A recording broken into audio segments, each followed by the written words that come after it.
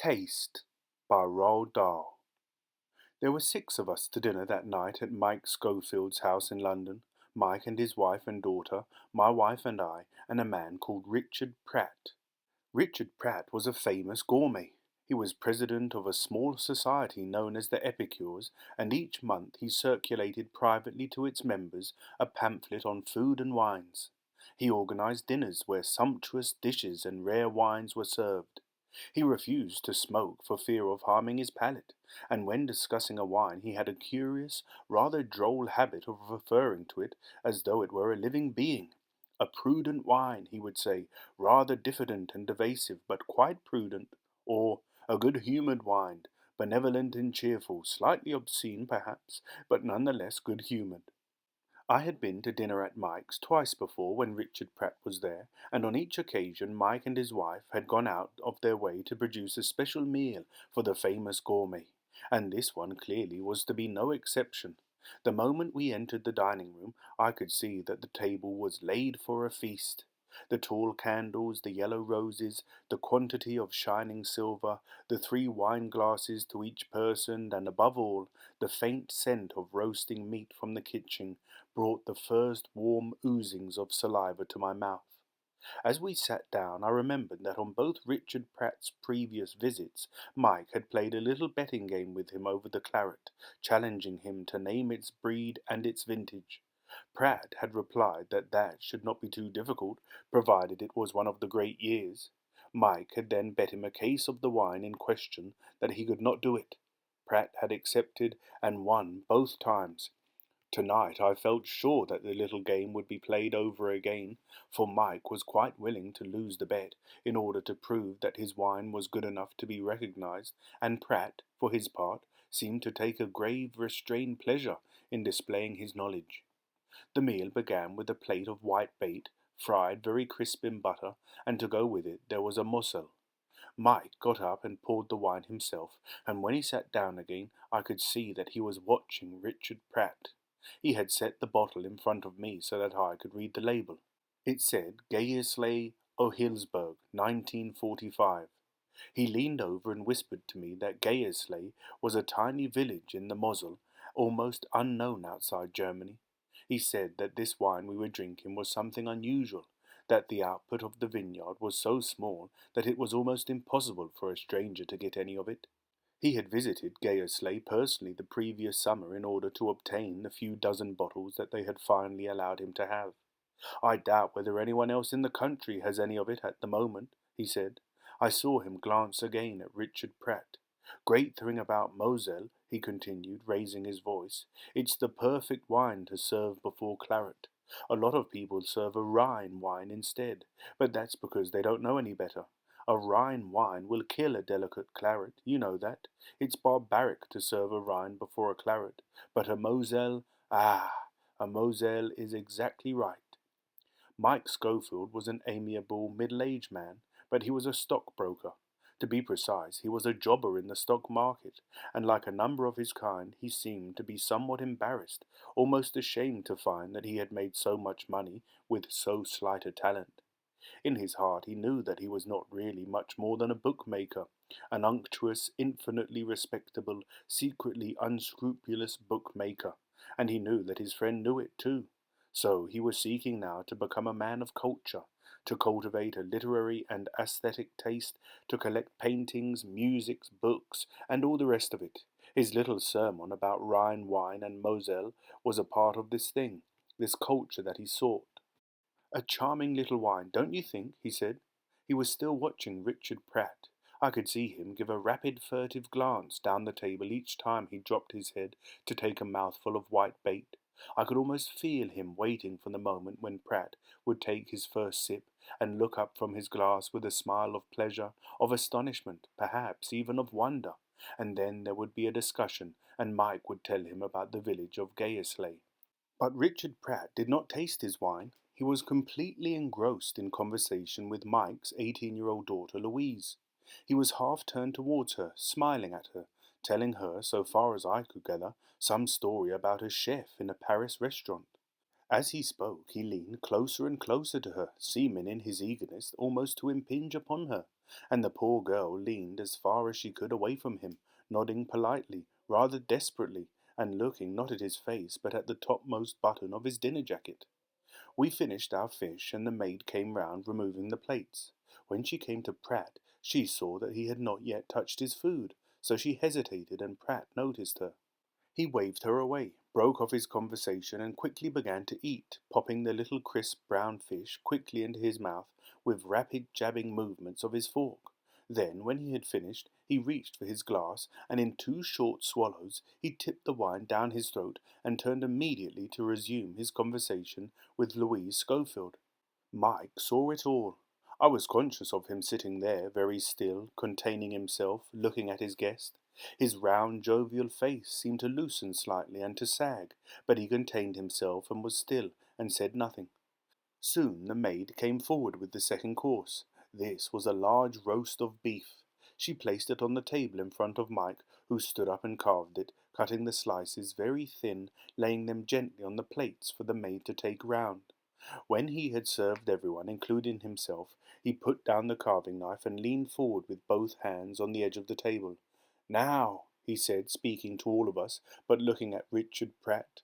"Now for the claret. I must go and fetch the claret, if you'll excuse me." "You go and fetch it, Mike," I said. "Where is it?" "In my study, with the cork out, breathing." "Why the study?" "Acquiring room temperature, of course. It's been there 24 hours." "But why the study?" "It's the best place in the house. Richard helped me choose it last time he was here." At the sound of his name, Pratt looked round. "That's right, isn't it?" Mike said.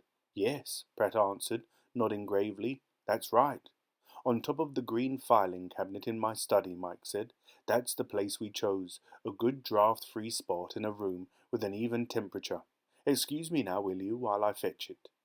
The thought of another wine to play with had restored his humour, and he hurried out of the door, to return a minute later more slowly, walking softly, holding in both hands a wine-basket in which a dark bottle lay. The label was out of sight, facing downwards. "Now," he cried as he came towards the table, "what about this one, Richard? You'll never name this one." Richard Pratt turned slowly and looked up at Mike. Then his eyes travelled down to the bottle nestling in its small wicker basket, and he raised his eyebrows, a slight, supercilious arching of the brows, and with it a pushing outward of the wet lower lip, suddenly imperious and ugly. "You'll never get it," Mike said, "not in 100 years." "A claret?" Richard Pratt asked, condescending. "Of course. I assume then that it's from one of the smaller vineyards. Maybe it is, Richard, and then again maybe it isn't. But it's a good year, one of the great years. Yes, I guarantee that."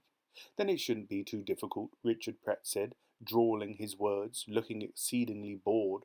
Except that, to me, there was something strange about his drawling and his boredom. Between the eyes a shadow of something evil, and in his bearing an intentness that gave me a faint sense of uneasiness as I watched him. "This one is rather difficult," Mike said. "I won't force you to bet on this one." "Indeed, and why not?" Again the slow arching of the brows, the cool, intent look. "Because it's difficult." "That's not very complimentary to me, you know." "My dear man," Mike said, "I'll bet you with pleasure, if that's what you wish." "It shouldn't be too hard to name it." "You mean you want to bet?" "I'm perfectly willing to bet," Richard Pratt said.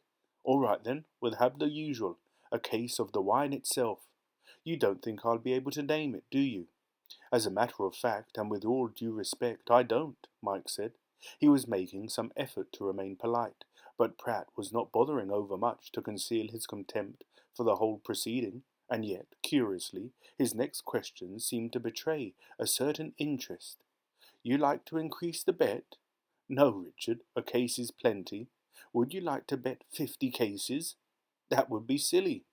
Mike stood very still behind his chair at the head of the table, carefully holding the bottle in its ridiculous wicker basket. There was a trace of whiteness around his nostrils now, and his mouth was shut very tight. Pratt was lolling back in his chair, looking up at him, the eyebrows raised, the eyes half closed, a little smile touching the corner of his lips. And again I saw, or thought I saw, something distinctly disturbing about the man's face, that shadow of intentness between the eyes, and in the eyes themselves, right in their centres, where it was black, a small, slow spark of shrewdness hiding. So you don't want to increase the bet? As far as I'm concerned, old man, I don't give a damn, Mike said. I'll bet you anything you like. The three women and I sat quietly watching the two men. Mike's wife was becoming annoyed. Her mouth had gone sour, and I felt that at any moment she was going to interrupt. Our roast beef lay before us on our plates, slowly steaming. So you'll bet me anything I like? That's what I told you. I'll bet you anything you damn well please if you want to make an issue out of it. Even £10,000? Certainly I will, if that's the way you want it. Mike was more confident now. He knew quite well that he could call any sum Pratt cared to mention. So you say I can name the bet? Pratt asked again. That's what I said. There was a pause while Pratt looked slowly around the table, first at me, then at the three women, each in turn. He appeared to be reminding us that we were witnesses to the offer.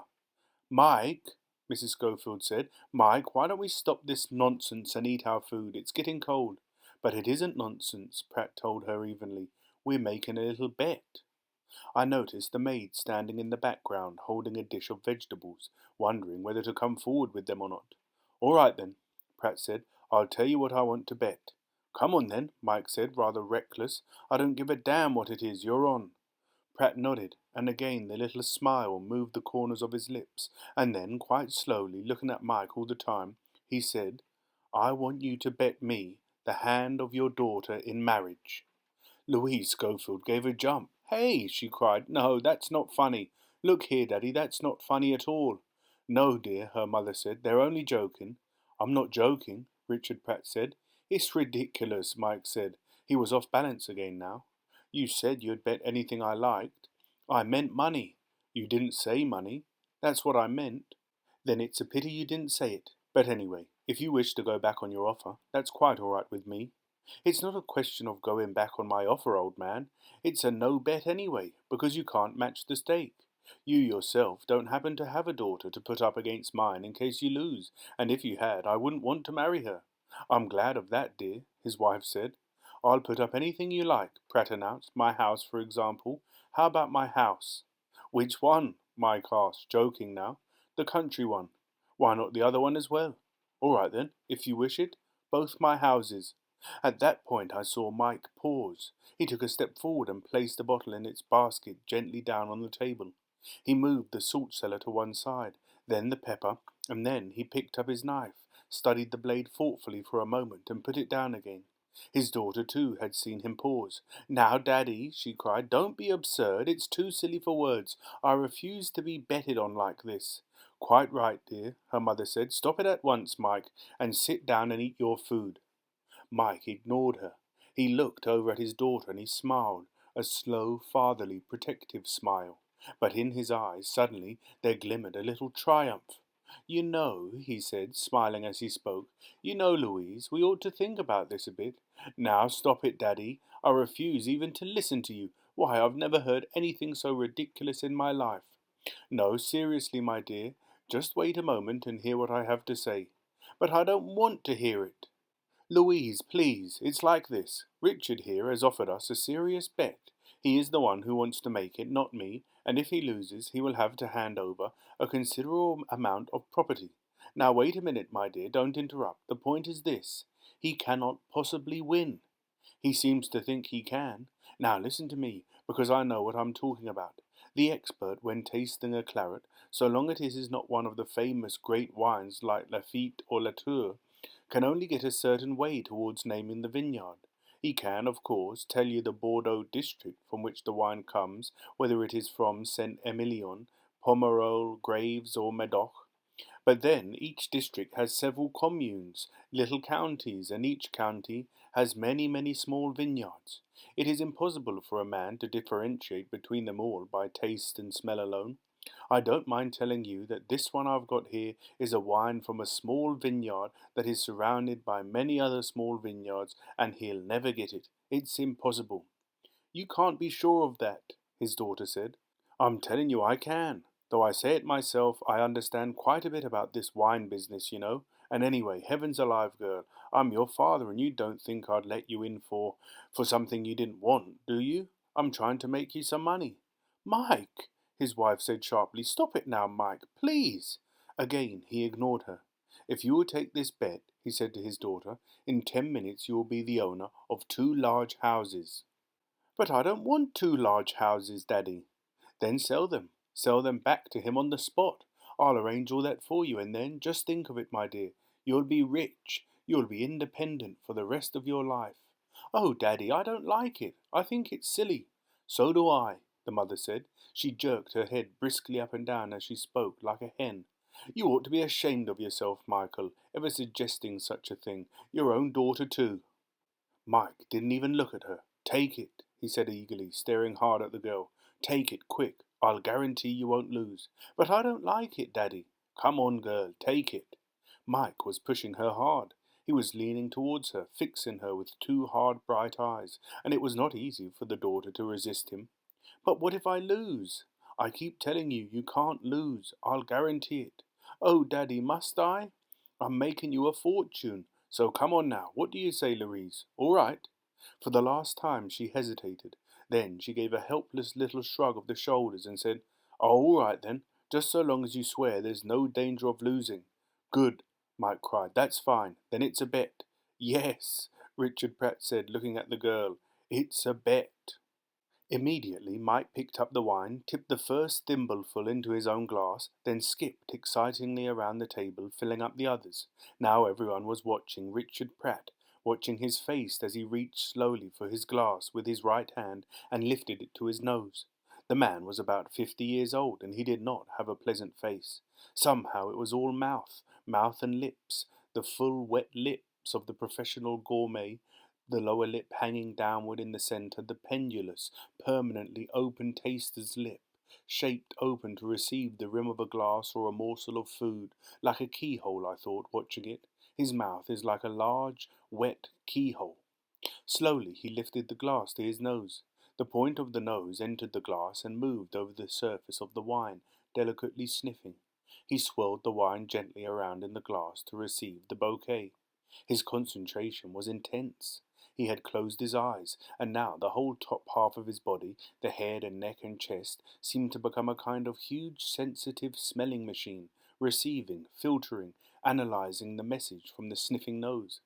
Mike, I noticed, was lounging in his chair, apparently unconcerned, but he was watching every move. Mrs. Schofield, the wife, sat prim and upright at the other end of the table, looking straight ahead, her face tight with disapproval. The daughter Louise had shifted her chair away a little and sidewise, facing the gourmet, and she, like her father, was watching closely. For at least a minute the smelling process continued. Then, without opening his eyes or moving his head, Pratt lowered the glass to his mouth and tipped in almost half the contents.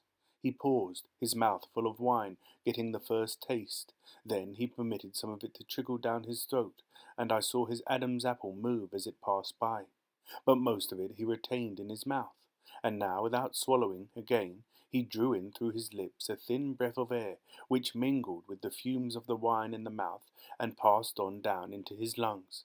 He held the breath, blew it out through his nose, and finally began to roll the wine around under the tongue and chewed it, actually chewed it with his teeth as though it were bread. It was a solemn, impressive performance, and I must say he did it well.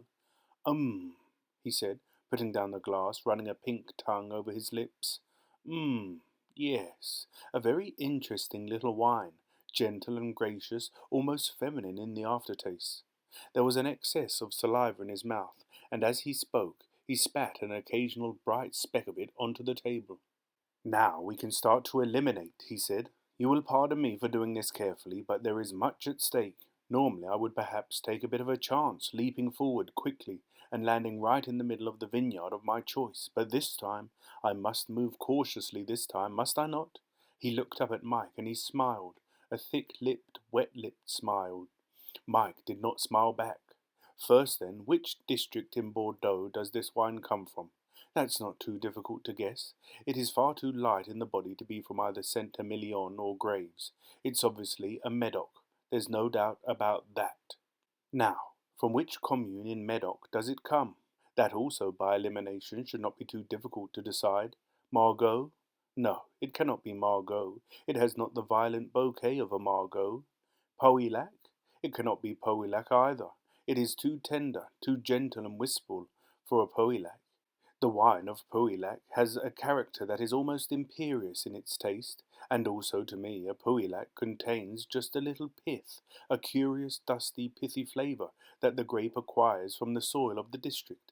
No, no, this is a very gentle wine, demure and bashful in the first taste, emerging shyly but quite graciously in the second, a little arch perhaps in the second taste, and a little naughty also, teasing the tongue with just a trace of tannin. Then, in the aftertaste, delightful, consoling and feminine, with a certain blithely generous quality that one associates only with the wines of the commune of Saint Julien. Unmistakably, this is a Saint Julien. He leaned back in his chair, held his hand up level with his chest, and placed the fingertips carefully together. He was becoming ridiculously pompous, but I thought that some of it was deliberate, simply to mock his host. I found myself waiting rather tensely for him to go on. The girl, Louise, was lighting a cigarette.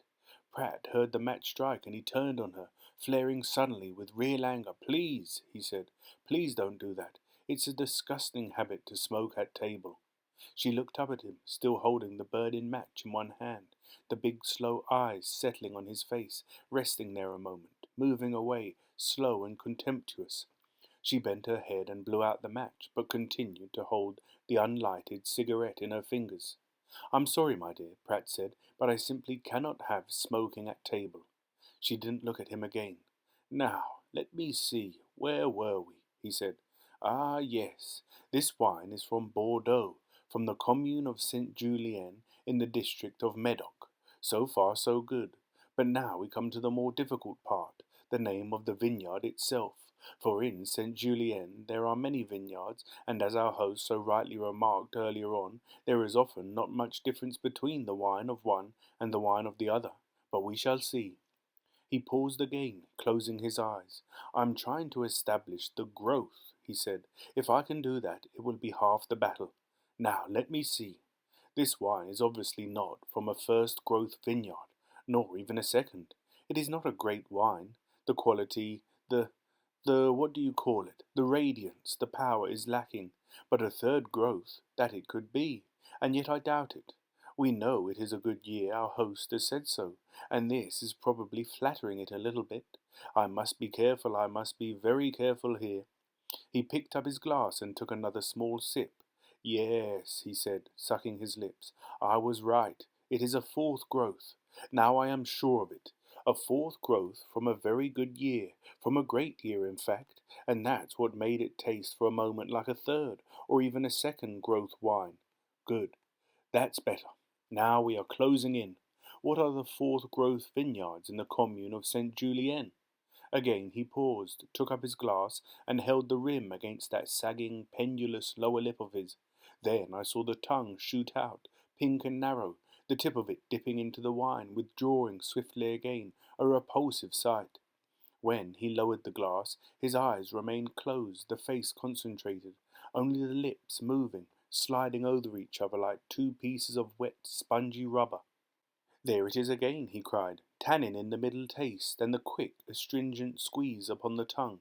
Yes, yes, of course, now I have it. The wine comes from one of those small vineyards around Bechervel. I remember now.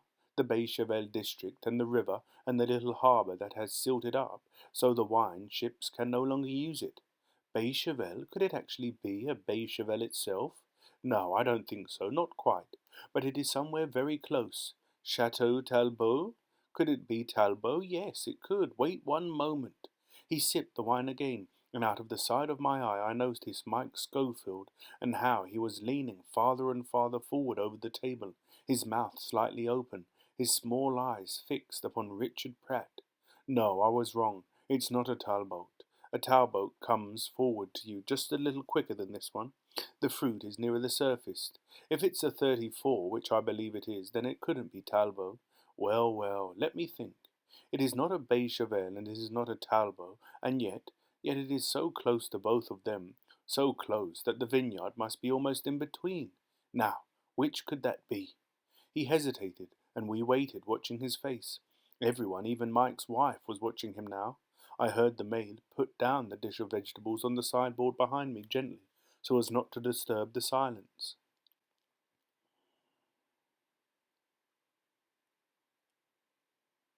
Ah, he cried, I have it. Yes, I think I have it. For the last time he sipped the wine. Then, still holding the glass up near his mouth, he turned to Mike and he smiled, a slow, silky smile, and he said, You know what this is? This is the little Chateau Branner de Creux. Mike sat tight, not moving. And the year 1934. We all looked at Mike, waiting for him to turn the bottle around in its basket and show the label. Is that your final answer? Mike said. Yes, I think so. Well, is it or isn't it? Yes, it is. What was the name again? Chateau Branner de Creux. Pretty little vineyard. Lovely old chateau. Know it quite well. Can't think why I didn't recognize it at once. Come on, Daddy, the girl said. Turn it round and let's have a peek. I want my two houses. Just a minute, Mike said. Wait, just a minute. He was sitting very quiet, bewildered looking, and his face was becoming puffy and pale, as though all the force was draining slowly out of him. Michael, his wife called sharply from the other end of the table, what's the matter? Keep out of this, Margaret, will you please? Richard Pratt was looking at Mike, smiling with his mouth, his eyes small and bright. Mike was not looking at anyone. Daddy, the daughter cried, agonized. But Daddy, you don't mean to say he's guessed it right? Now stop worrying, my dear, Mike said. There's nothing to worry about. I think it was more to get away from his family than anything else that Mike then turned to Richard Pratt and said, I'll tell you what, Richard, I think you and I better slip off into the next room and have a little chat. I don't want a little chat, Pratt said. All I want is to see the label on that bottle. He knew he was a winner now. He had the bearing, the quiet arrogance of a winner, and I could see that he was prepared to become thoroughly nasty if there was any trouble. What are you waiting for? He said to Mike. Go on and turn it around. Then this happened. The maid, the tiny erect figure of the maid in her white and black uniform, was standing beside Richard Pratt, holding something out in her hand. I believe these are yours, sir, she said. Pratt glanced around, saw the pair of thin horn-rimmed spectacles that she held out to him, and for a moment he hesitated. Are they? Perhaps they are, I don't know. Yes, sir, they're yours. The maid was an elderly woman, nearer 70 than 60, a faithful family retainer of many years' standing. She put the spectacles down on the table beside him. Without thanking her, Pratt took them up and slipped them into his top pocket behind the white handkerchief. But the maid didn't go away. She remained standing beside and slightly behind Richard Pratt, and there was something so unusual in her manner and in the way she stood there, small, motionless, and erect, that I, for one, found myself watching her with a sudden apprehension. Her old grey face had a frosty, determined look. The lips were compressed, the little chin was out, and the hands were clasped together tight before her. The curious cap on her head and the flash of white down the front of her uniform made her seem like some tiny, ruffled, white-breasted bird. You left them in Mr. Schofield's study, she said. Her voice was unnaturally, deliberately polite. On top of the green filing cabinet in his study, sir, when you happened to go in there by yourself before dinner. It took a few moments for the full meaning of her words to penetrate, and in the silence that followed I became aware of Mike, and how he was slowly drawing himself up in his chair, and the colour coming to his face, and the eyes opening wide, and the curl of the mouth, and the dangerous little patch of whiteness beginning to spread around the area of the nostrils. Now, Michael, his wife said, keep calm now, Michael dear, keep calm. The end.